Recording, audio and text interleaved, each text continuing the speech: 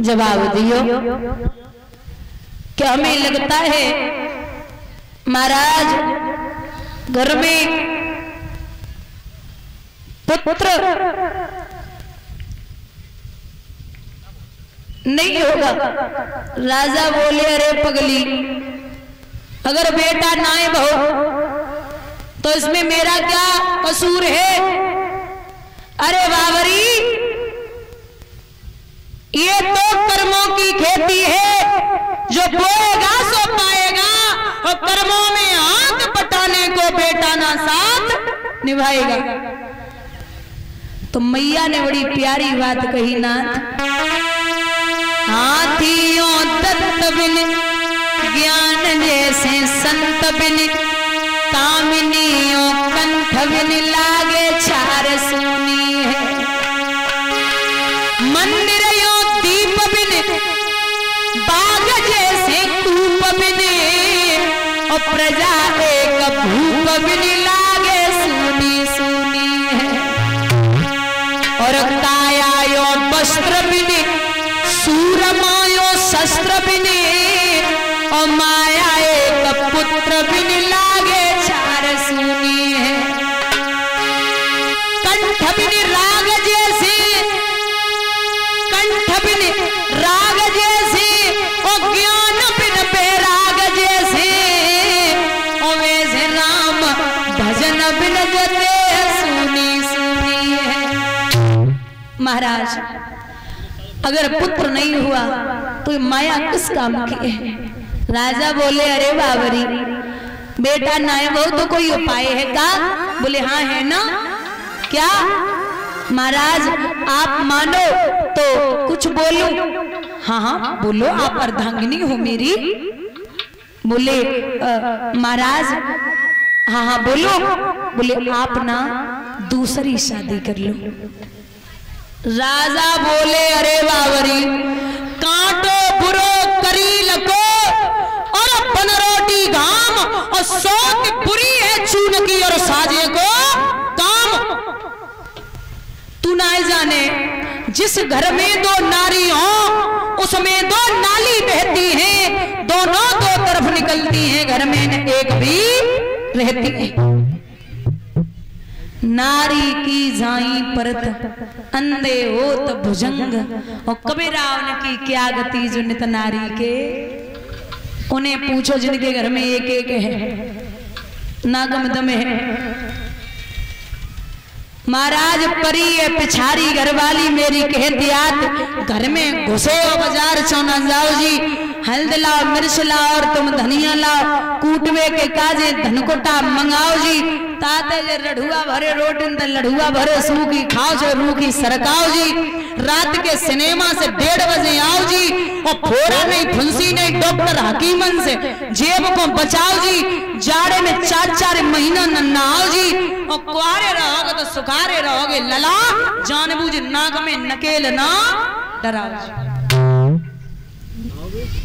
आधी आजादी खत्म। फिर ये नहीं है कि घरे जाए कह दो अम्बे नहीं करने, शादी जरूरी है, लेकिन शादी तब जरूरी है भैया जब सामने वाला जो पत्नी हो या लड़की है तो उसका पति है, वो समझने वाला होना चाहिए। एक दूसरे को अगर समझ रहे हैं तो रिश्ता बहुत बढ़िया चलेगा, जीवन पर्यंत तक आपको जिंदगी बहुत छोटी लगेगी। और अगर एक कछु और आम कह रहे हो एक नीम कह रहे हो तो जिंदगी कटने वाली ना है, फिर तो तुम मरघट तक बस खींचते ही रहो गाड़ी, फिर तो वो खिंचती है, मजबूरी है झेलने की। तो समझने वाला बहुत जरूरी होना चाहिए। अगर सामने वाला आपको समझ रहा है तो बढ़िया जिंदगी कटेगी। यहां महाराज इसमें रानी कह रही है कि आप शादी कर लो, लेकिन राजा नहीं मान रहे हैं। कहते हैं ना, बाल हट, राज हट या त्रिया हट, औरत अगर हट कर जाए तो किसी की नहीं मानती। रानी की इस बात पर हुए नृपति मजबूर, सुरुचि सुंदरी से हुआ इनका विवाह मंजूर। पहले वाली जो पत्नी है वो दिखने में सुंदर नहीं थी, लेकिन बहुत पतिव्रत धर्म को मानने वाली है, बहुत समझदार है।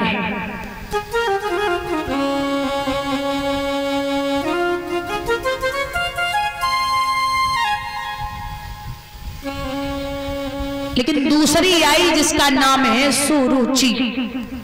सुरुचि हम उसे कहते हैं जिसकी स्वयं में रुचि हो, दुनिया से कोई मतलब न हो। सुंदर तो बहुत है। बड़ी रानी ने दासी को भेजा और कहा, जा हमारे महाराज शादी करके आए, तू जाएगी उसकी आरती उतार और आरती उतार के उसे अंदर लेके आ। दासी चली, जाएगी जब पहुंची तो आरती उतारी, बोले चलिए बहन, आपको आपकी बड़ी बहन ने बुलाया है। सुरुचि बोली, कौन बड़ी बहन? आपके राजा की जो पहले वाली रानी है। शादी हो गई? बोले हाँ हो गई। तुम क्या समझ रही, पहली पत्नी पहले से घर में है। महाराज का उनको बुलाओ। राजा उत्तान पाद को बुलाया गया। जवाब दिया, अगर अच्छा ही चाहते हो तो अब बस इतना एहसान करो, डोले को वापस भिजवा दो, तुम इसके साथ बिहार करो, मोको पियर को पठवा दो। एक विश्वास पर शादी करके लाए।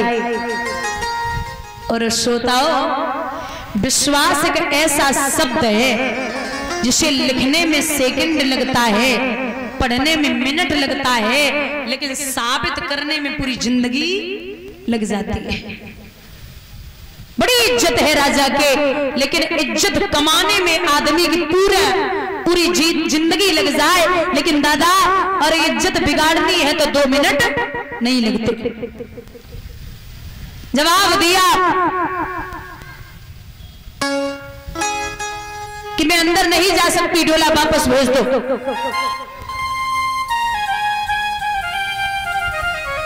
बड़ी रानी ने सुना तो महाराज भाग के पहुंची, झपट के मैया सुरुच के चरण पकड़े और जवाब दियो, बहना तू कैसी बात करती है?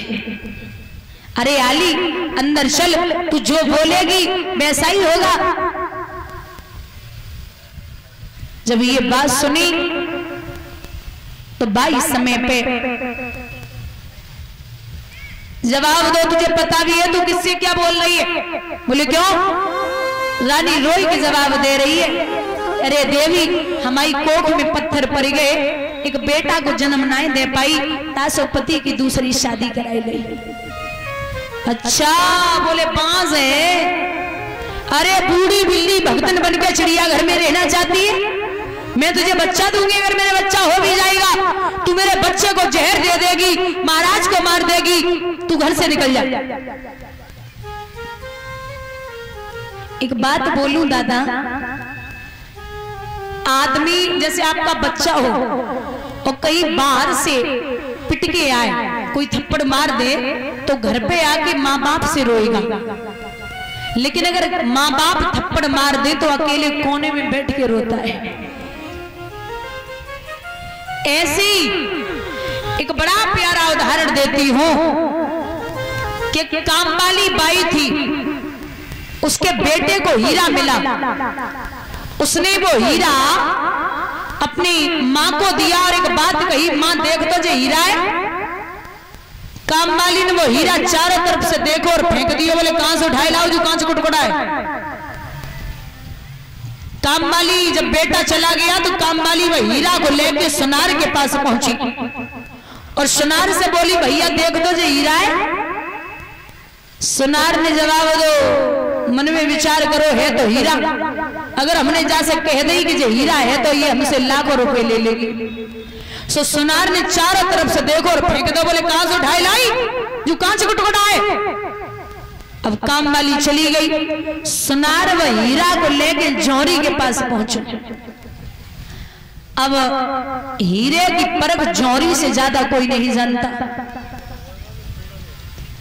महाराज जौहरी ने जब हीरा को देखो तो हीरा कभी टूटता नहीं है। जैसी जौहरी ने देखो विचार करो है तो हीरा, लेकिन अगर हमने कह दी जैसे हीरा है तो ये लाखों रुपए ले लेगा, जौहरी ने उठाओ हीरा फेंक दियो। महाराज भाई हीरा के एक से दो टुकड़ा हो गए। एक व्यक्ति खड़ा खड़ा देख रहा, बोलेगा बात बता वीरन, सुनार ने फेंका, कामवाली ने फेंका तो नहीं टूटा, लेकिन जब जौहरी ने फेंको तो काय टूटेगा। तो वो हीरा जवाब देता, वीरन न कामवाली जानती थी कि मैं हीरा हूँ और न जौहरी जानता था, वो सुनार जानता था कि मैं हीरा हूँ, लेकिन ये जौहरी बहुत अच्छे से जानता है कि मैं हीरा हूँ। जब अपने ही पहचानना बंद कर दे तो दुनिया में कोई ठिकाना नहीं है। कहते हैं दादा, जो दर्द दिए अपनों ने दिए, गैरों से शिकायत कौन करे। जो दिए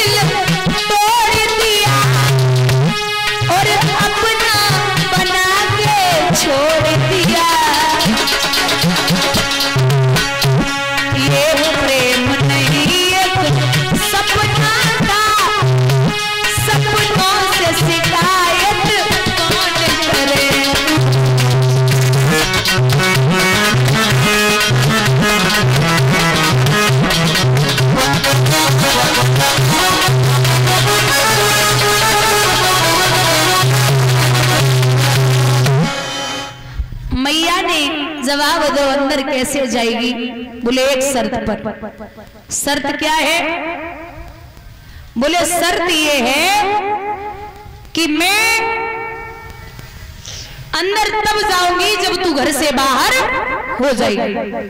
एक नील का लहंगा, गजी की साड़ी, एक शेर जौ मिलेंगे और वो पीस के रोटियां बना के नमक रख के खाएगी। जवाब दो, इतनी छोटी सी बात। अरे बेना, अगर तू इतनी सी बात कह रही है तो मैं तैयार हूं, तू अंदर चल।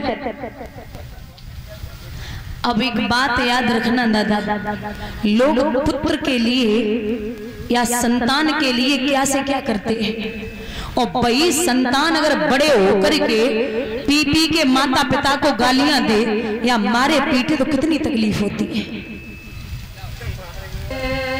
बड़ा दर्द होता है। अच्छा एक चीज तो है, लोगों के मुंह से मैंने सुना है, जैसे अगर घर में बिटिया पैदा है जाए तो लोग कहते हैं कि जा माँ पे गई है, अपनी माँ पे गई है, और बेटा पैदा हो बोले बाप पे गया है। एक बात बोलूं दादा, चाहे बिटिया घर में पैदा होवे चाहे बेटा होवे, सबसे ज्यादा असर माँ का ही पड़ता है। क्योंकि अगर माँ का असर न पड़ता तो विश्व सर्वा ब्राह्मण के यहाँ राक्षस रावण पैदा नहीं होता। माँ का असर न पड़ता तो हिरण्याकश्यप राक्षस के यहाँ भक्त प्रहलाद पैदा नहीं होता। ये सबसे ज्यादा असर माँ का पड़ता है। माँ जैसा बोलेगी, जैसा खाएगी, जैसा करेगी। क्योंकि एक प्रमाण देती हूं आपको बुजुर्गों, ये जो कंस था, कंस ये ऐसा नहीं है कि दुर्मिलिक नामक राक्षस से दुर्बलिक नामक राक्षस से पवर रेखा का संभोग हुआ, तब ये कंस पैदा हुआ, ऐसा नहीं है। ये कंस भागवत का प्रमाण है, 9 भाई और 6 बहनें थी। कंस 9 भाई और 6 बहनें थी, भागवत उठा के देख लो। और जब ये पवर रेखा माताओं को कभी भी शादी को जैसे गर्भवती हो सके तो मायके नहीं जाना है, और अगर गर्भवती है भी तो साड़ी इस तरीके से बांधिए जो आपका शरीर दिखाई न दे। अब तो वे अजीब तरीका से बांधती है, उनको समझाएगा कौन। पवर रेखा सिर्फ और सिर्फ पिता के बाग में घूमने के लिए गई, तो वहां दुर्बलिक नामक राक्षस घूम रहा था। दुपट्टा हटा, साड़ी हटी, शरीर दिखाई दिया, गर्भ पर दुर्बलिक नामक राक्षस की निगाह पड़ी और राक्षस पैदा हो गया। तो आप अच्छा बोलिए, अच्छी जगह बैठिए, अच्छी संगति करिए, जैसा खाएंगी, जैसा बोलेंगी, जैसा बर्ताव करेंगी, आपका बेटा या बेटी वैसा ही पैदा होगा। बोलिए गोविंद भगवान की। संतान पैदा होना तो मामा बोलेगा, मौसा बोलेंगे, चाचा बोलेंगे, बोले हम पे गया, मासी बोलेगी मुझ पे गया, और माँ बोलेगी मुझ पे गया, बुआ बोलेगी मुझ पे गया, पापा बोलेंगे मुझ पे गया। जब वो बड़ो हो जाए ना, उल्टे सीधे काम करे तो बोलेंगे पता नहीं कहने पे गए। अब तुम ही कह रहे हो कि हम पे गो, हम पे गो, हम पे गो। जब वो बड़ो हो उल्टे सीधे काम करो, तुम ही कह रहे पता नहीं कहने पे गो।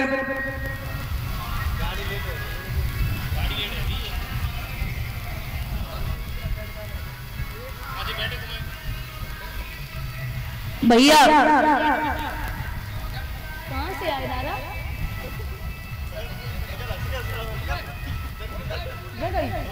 मेरी हाँ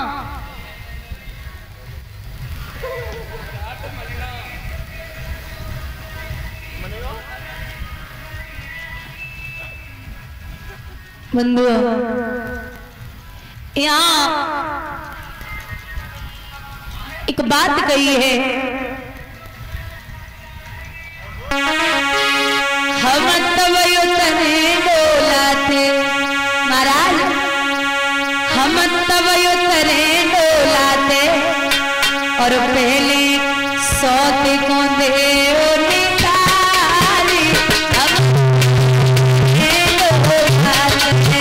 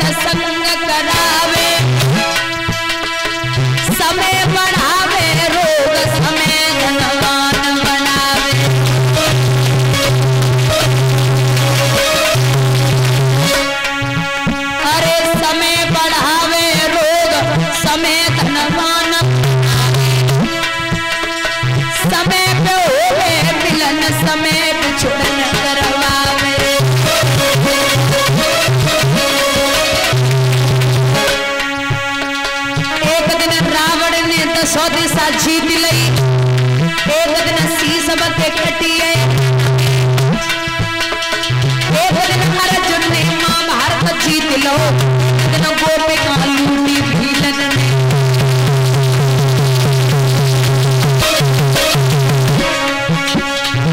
अरे समय समय की बात समय को परखत, समय पे निकलती धूप, समय पे बरसत पानी।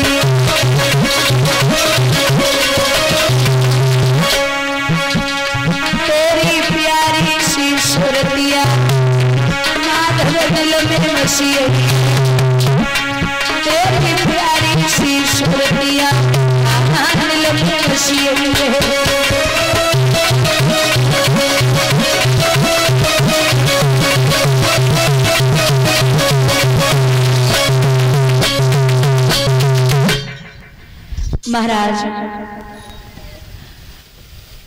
आज मैया ने साड़ी बांधी, हाथ में बांस लिया, सुरुज से कहा है कि आप अंदर चलिए। महलों में सुरुच सुशोभित है, रुच के सब साज सजाती है। रानी सुनीति अब अट्टे पर चिड़िया और काग उड़ाती है। इतनी सीधी सी है। महाराज एक दिन ना आए, 2 दिन ना आए, 2 महीना ना आए, 6 महीना आ गए। मैया सुनीति ने अपने पति का चेहरा नहीं देखा। जो पतिव्रता औरत होती है ना, वो पति के बिना नहीं रह सकती। आज बड़ी परेशान है, हमने शादी कराई के हमें लगी रही बड़ी गलती कर दी, लेकिन ये भी निश्चित है कि अगर शादी न होती तो फिर ये वंश कैसे बढ़ता और राजगद्दी का अधिकारी कौन होता। मैया रात रात भर नहीं सोती। दादा 6 महीना के बाद रात्रि के समय मैया सुनीति ने विचार किया कि इस जीने से तो मर जाना अच्छा है, जो पति का चेहरा नहीं देख पा रही है। रात्रि के समय मैया अटा से नीचे उतरी। हुआ ऐसा परीक्षित, आरे दुख की मारी मात अटा से नीचे आई।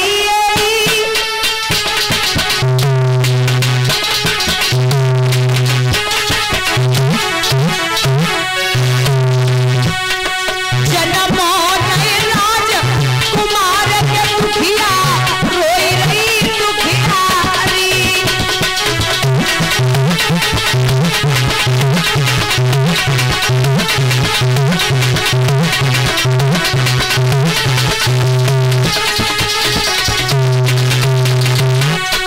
भैया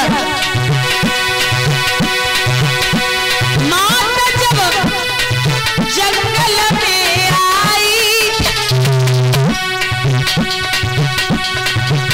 अरे करीब करीब पति की याद के दुखिया हो रही दुखियारी।